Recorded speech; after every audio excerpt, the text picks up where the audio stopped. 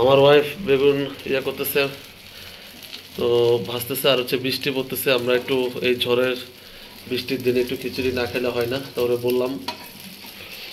আর গতকালকে রাতে খুব ভয়ও পাইছিল আমার ওয়াইফ। ও তো মানে ভাবতেছে ঘরের ভিতর থাই গ্লাস ভেঙে ঢুকে পড়ে কিনা। তুমি কি ভয় পাইছিলা অনেক?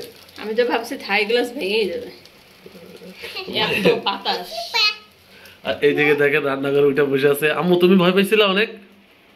হ্যাঁ, পুতুল তো ডরে ঘুমাই না, পরে ঘুমাইছে। আর এইদিকে আমার ওয়াইফ ভীষণ ভয় পাইছে, বলে চল আমরা অন্য রুমে শুই। তাই বললাম অন্য রুমে গেলেও তো বিপদ যদি থাকে কিছু করার নাই, যেখানেই আমরা থাকি না কেন, লুকাই না কেন, ও আসবে। আল্লাহ ভরসা আমরা এখানেই শুই, খাটে কিচ্ছু হবে না। তো এরকম করতে করতে রাত ভোর 4:30 বেজে গেছে, তারপর আমাদের ঘুম আসে না।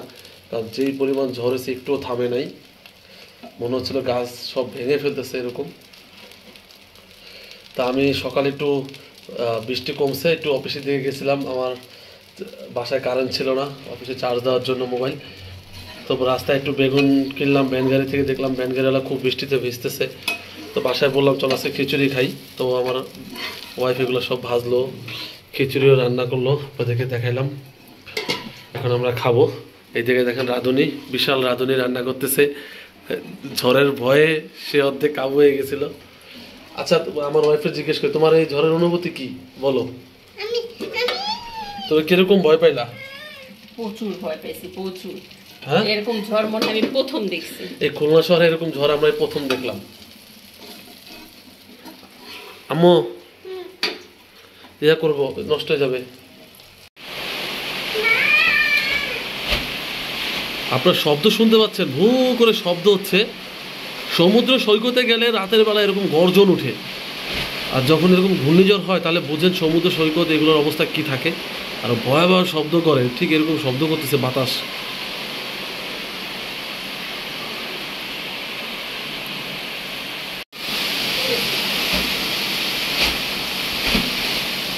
কি ঝড় শুরু হয়েছে!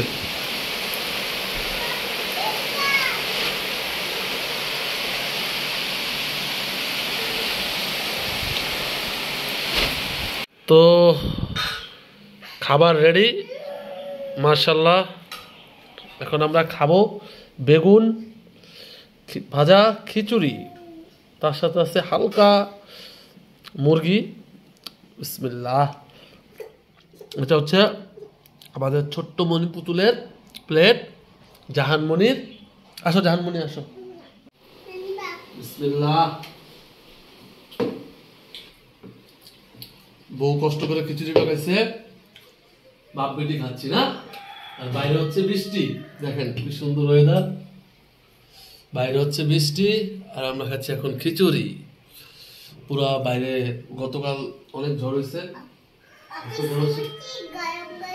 রুটি, এক কাপ চা, সবাই মিলে খাও।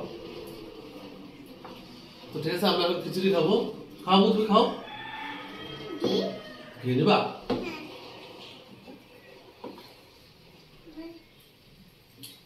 এটা তো কাটা আছে।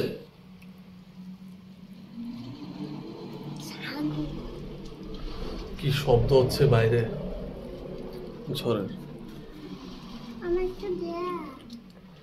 আর আমরা খিচুড়ি খাচ্ছি জানালার পাশে বসে।